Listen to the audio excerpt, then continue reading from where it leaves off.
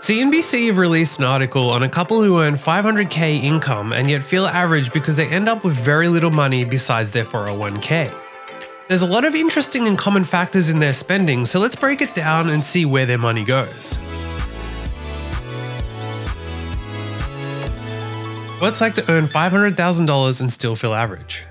Now, you probably wouldn't be surprised to learn that they live in New York City, which means everything is more expensive. As both partners are lawyers and split their income between them, they would earn less in another city, but even a 30% decrease might still allow them to afford a more luxury lifestyle. More so, once you hit a certain point, essentially half of every dollar goes towards taxes, which really cuts back the impact of extra income. The 200k range for an individual really is a situation where to the average person it seems like it's a high amount of income. But if you earn in this range, you don't feel it because usually the extra money is going to your house or your investments. So in the moment, you look at others who drive cars that you can't afford, they buy stuff you can't afford, and so on. The other thing is that when you're investing and putting your money into assets and building your wealth, you don't feel rich in the day-to-day because all your money goes to your long-term money, rather than immediate expenses on luxury lifestyle items, which this article is an example of and breaks down where the money goes. The article sets itself up with the following. Sam Dogen of Financial Samurai breaks down the budget of two New York City-based spouses, each of whom makes $250,000 a year as a lawyer. They're 35 years old and they have two young children. This one young couple shared their story and I decided to anonymously highlight their reported expenses, Dogen tells CNBC Make It, with a focus on why they feel average even though they are such high earners. Before going into the individual items, their gross salary is $500k, however their net salary is only $278k. $185,600 goes to taxes, which would be a pretty decent income on its own.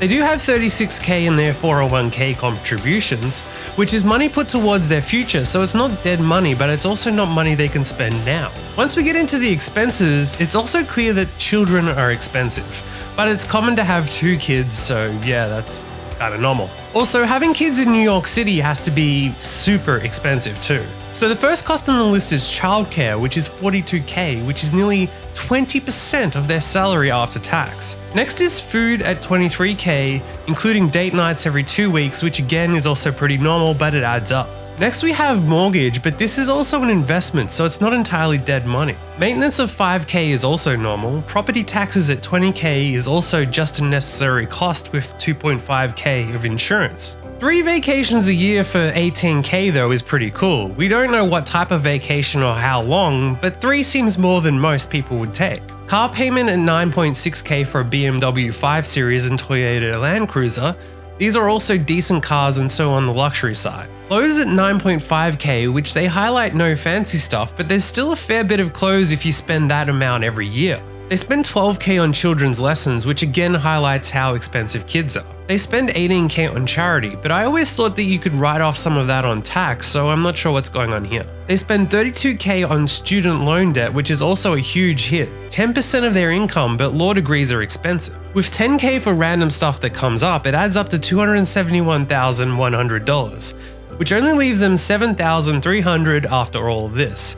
However, they aren't living cheaply and they already save a bit, so whilst it may seem and feel average, they are still doing very well. The article continues, as Dogen puts it, they're effectively scraping by, in part because they're still living paycheck to paycheck despite their generous salaries. I would hardly call this just scraping by, but since they are living paycheck to paycheck, I can see why they feel average in the moment. Not all of their expenses are necessary.